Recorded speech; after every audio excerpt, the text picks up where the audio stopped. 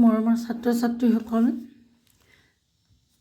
তৃতীয় শ্ৰেণীৰ সমাজ বিজ্ঞানৰ 2024 চনৰ প্ৰশ্ন কাকতখনৰ দ্বিতীয় অংশটো মই এই ভিডিঅ'টোত কৈ দেখুৱাবলৈ লৈছোঁ। প্ৰশ্নসমূহ যথেষ্ট বৰ্ণনামূলক হোৱাৰ কাৰণে ইয়াক প্ৰস্তুত কৰোঁতে কিছু সময় লাগিছে আৰু মই খৰখেদাকৈ কৰিবলগীয়া হোৱাত মোৰ হাতৰ আখৰবোৰ তোমালোকে বুজাত অসুবিধা নাপালেই হয়। উপায়ো নাই, বহুত কম সময়ত বহুতখিনি তোমালোকক দিবলগীয়া হৈছে, গতিকে তাৰ বাবে তোমালোকে নিজেও অলপ চেষ্টা কৰিবা। যিটো বস্তু নুবুজা সেই বস্তুটো তোমালোকৰ অভিভাৱকক সুধিবা, আখৰটো যদি বুজি নোপোৱা, আৰু তেখেতসকলেও যদি বুজি নাপায় তেনেহ'লে মোক তোমালোকে কমেণ্টত কৈ দিবা। মই তেতিয়া এই বস্তুটো তেওঁলোকক কমেণ্টতে লিখি দিম। যি কি নহওক, এতিয়া আমি ছেকেণ্ড পাৰ্টটোলৈ আহোঁ। বৰ দীঘলীয়া প্ৰশ্নসমূহ, আচলতে প্ৰশ্ন বহুত আছে, দীঘলীয়াতকৈও প্ৰশ্ন বেছি আছে। যি কি নহওক, আমি 4 নম্বৰলৈকে কৰিছিলোঁ আগৰ ভিডিঅ'টোত, এইটো 5 নম্বৰ তৃতীয় শ্ৰেণীৰ, মই আকৌ কৈছোঁ 2024 চনৰ তৃতীয় শ্ৰেণীৰ সমাজ বিজ্ঞানৰ যিখন প্ৰশ্ন কাকত তাৰে প্ৰশ্ন নম্বৰ 5ৰ পৰা মই এতিয়া আৰম্ভ কৰিম। প্ৰশ্ন নম্বৰ 5টো হৈছে যিকোনো চাৰিটা চমুটোকা লিখিবলৈ দিছে। ইয়াত 5টা বিষয় দিছে: বিষ্ণুপ্ৰসাদ ৰাভা, ইণ্টাৰনেট, বাতৰি কাকত, শ্ৰী শ্ৰী হৰিদেৱ আৰু চিলাৰায়।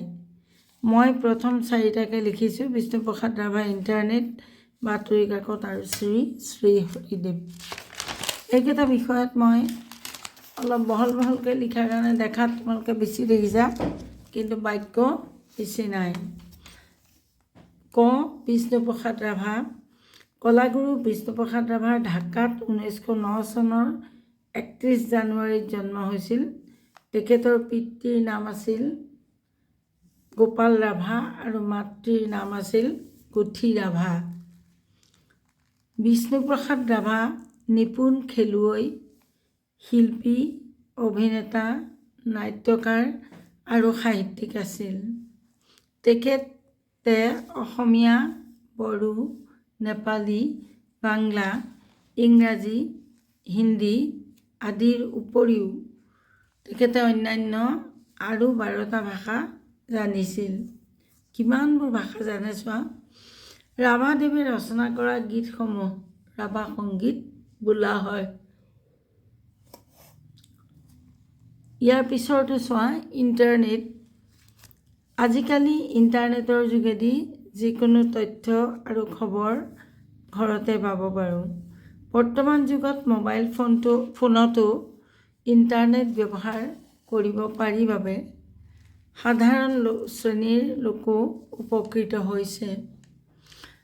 ছাত্ৰ ছাত্ৰীৰ বাবে ই পুথিভঁৰাল স্বৰূপ, কিয়নো ইয়াত বিচাৰিলে সকলো বিষয়ৰ তথ্য বিচৰা ধৰণে পাব পাৰি। ইণ্টাৰনেটৰ আৱিষ্কাৰে গোটেই পৃথিৱীখনক ওচৰ চপাই আনিছে। ইয়াৰ পিছত আহিল বাতৰি কাকত। বাতৰি কাকত সংযোগৰ এক গুৰুত্বপূৰ্ণ মাধ্যম। ইয়াৰ দ্বাৰা পৃথিৱীৰ বিভিন্ন কোণত ঘটি থকা ঘটনাৰ খবৰ আমি অতি কম খৰচতে ল'ব পাৰোঁ।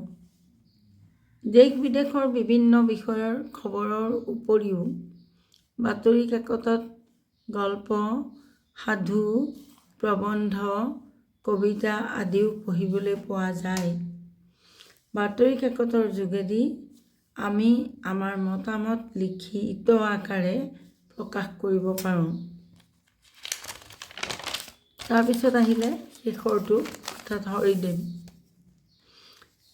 1348 শকৰ ভাদ মাহৰ শুক্লা পঞ্চমী তিথিত লখিমপুৰ জিলাৰ নাৰায়ণপুৰত হৰিদেৱৰ জন্ম হৈছিল।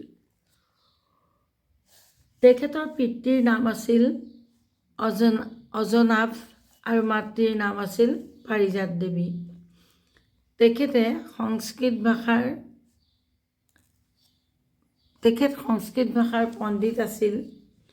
আৰু পণ্ডিত হৈ তেখেত সংস্কৃত ভাষাৰ পণ্ডিত হৈ বেদ উপনিষদ আৰু ভাগৱত শাস্ত্ৰত ব্যুৎপত্তি অৰ্জন কৰিছিল। তেখেতে বৰপেটাৰ বহৰীত সত্ৰ স্থাপন কৰিছিল। তেখেতৰ দ্বাৰা ৰচিত গ্ৰন্থ হ'ল ভক্তিৰস তৰংগিনী আৰু শৰণ সিদ্ধ। তেখেতে বৈদিক ভগৱতী ধৰ্ম প্ৰচাৰ কৰিছিল। ইয়াৰ পিছৰ প্ৰশ্নটো আছে উত্তৰ দিয়া 3টা বা 4টা বাক্যত। ক, বানে মানুহৰ কি ক্ষতি সাধন কৰে? বান মানে ইয়াত বানপানীৰ কথা কোৱা হৈছে দেই। উত্তৰ, বানে মানুহৰ ঘৰ দুৱাৰ সা সম্পত্তি উটুৱাই লৈ যায়, বাট পথ ছিঙি যোগাযোগত অসুবিধাৰ সৃষ্টি কৰে, মানুহৰ খেতি বাতি নষ্ট কৰে আৰু বেমাৰ আজাৰ সৃষ্টি কৰে। খ, বাতৰি কাকত পঢ়াৰ ফলত কি কি লাভ হয়? উত্তৰ, বাতৰি কাকত পঢ়িলে আমি দেশ বিদেশৰ খবৰ পাওঁ, আমি নজনা কথা শিকিব পাৰোঁ। ইয়াত প্ৰকাশিত গল্প, প্ৰবন্ধ, কবিতা আদিয়ে আমাৰ মানসিক উৎকৰ্ষ সাধন কৰে। ইয়াৰ পিছৰ প্ৰশ্নটো, ঘৰত জুই লাগিলে আমি কি কৰিব লাগে? উত্তৰ হ'ব, ঘৰত জুই লাগিলে আমি তৎক্ষণাত অগ্নি নিৰ্বাপক বাহিনীক ঘৰৰ সঠিককৈ জুই লগা স্থানৰ ঠিকনা দি খবৰ দিব লাগে, যাতে তেওঁলোক সোনকালে পায়হি, নহয় জানো? এই সময়ত আমি ভয় খাব নালাগে, গাত জুই লাগিলে দৌৰিব নালাগে, গাত ডাঠ কম্বল মেৰিয়াই মাটিত বাগৰিব লাগে। তাৰ পিছৰ প্ৰশ্নটো হ'ল, পৰম্পৰাগত অসমীয়া গহনা 3বিধৰ নাম লিখা। উত্তৰ হ'ল গামখাৰু, থুৰীয়া, জোনবিৰি। 7 নম্বৰ প্ৰশ্ন, অসমত কেই প্ৰকাৰ যাতায়াত ব্যৱস্থা আছে? সেইবোৰৰ নাম লিখা। উত্তৰ হ'ব, অসমত 4 প্ৰকাৰৰ যাতায়াত ব্যৱস্থা আছে। সেইবোৰ হৈছে ৰেলপথ, স্থলপথ, জলপথ আৰু আকাশী পথ। ইয়াৰ পিছত চোৱা, আজৰি পৰত কৰিব পৰা যিকোনো 3টা কামৰ বিষয়ে চমুকৈ বৰ্ণনা কৰা। উত্তৰ হৈছে, আজৰি সময়ত কৰিব পৰা কাম 3টা হৈছে পঢ়া শুনা কৰা। আজৰি সময় ভালদৰে পাৰ কৰিবলৈ আমি কিতাপ পত্ৰ পঢ়িব পাৰোঁ। কিতাপ পঢ়িলে জ্ঞান বৃদ্ধি হয়। বিদ্যালয়ত দিয়া শ্ৰেণী কাৰ্য বা গৃহ কাৰ্য আমি অতি কম সময়তে সমাপ্ত কৰিব পাৰোঁ। পাঠ্যপুথিৰ উপৰিও আমি কিতাপ পঢ়িলে আমাৰ আন কিতাপ পঢ়িলে আমাৰ মনোৰঞ্জনো হয়, লগতে আমাৰ জ্ঞানো বাঢ়ে। তাৰপিছত আহিলে 2 নম্বৰ পশুপালন। আজৰি সময়ত আমি ঘৰৰ পোহনীয়া জীৱ জন্তুৰ লালন পালন কৰিব পাৰোঁ। শাক পাচলিৰ বাকলি, ফল মূলৰ বাকলি সংগ্ৰহ কৰি সেইবোৰ সিজাই পোহনীয়া জন্তুক খুৱাব পাৰোঁ। বেমাৰ হ'লে ঔষধ আদি দি শুশ্ৰূষা কৰিব পাৰোঁ। ছবি অংকন, আজৰি সময়ত আমি ছবি আঁকিব পাৰোঁ। ইয়াৰ দ্বাৰা আমাৰ কল্পনা শক্তিৰ বিকাশ হয়। ইয়াৰ পিছত আহিলে পৰিৱেশ। অতি চমু উত্তৰ দিয়া, এবিধ বহুগুটীয়া ফলৰ নাম লিখা। এই বহুগুটীয়া ফল হৈছে কঁঠাল। মধুৰিআমো লিখিব পাৰা তোমালোকে, কঁঠাল, মধুৰিআম। অসমৰ জাতীয় উদ্ভিদবিধৰ নাম লিখা। এইটো হৈছে হোলোং গছ। উভচৰ আৰু সৰীসৃপবোৰে কেনেকৈ পোৱালি জগায়? উভচৰ মানে হৈছে মাটি পানী 2 ঠাইতে থকা, আৰু সৰীসৃপ হৈছে যিবিলাক পেটেৰে বগাই যায়, যেনে সাপ। এতিয়া এইবিলাকেনো কেনেকৈ পোৱালি জগায়? প্ৰথমতে ইহঁতে সৰীসৃপ আৰু উভচৰ প্ৰাণীবিলাকে কি কৰে, প্ৰথমতে কণী পাৰে আৰু সেই কণী কেইদিনমান থকাৰ পিছত কণী ফুটি তাৰ পৰা পোৱালি ওলায়। গতিকে আমি ক'ব পাৰোঁ ইহঁতে কণীৰ দ্বাৰা পোৱালি জগায়। তাৰপিছত আহিলে খালী ঠাই পূৰ কৰা 10 নম্বৰ। বায়ু প্ৰদূষণৰ কাৰণে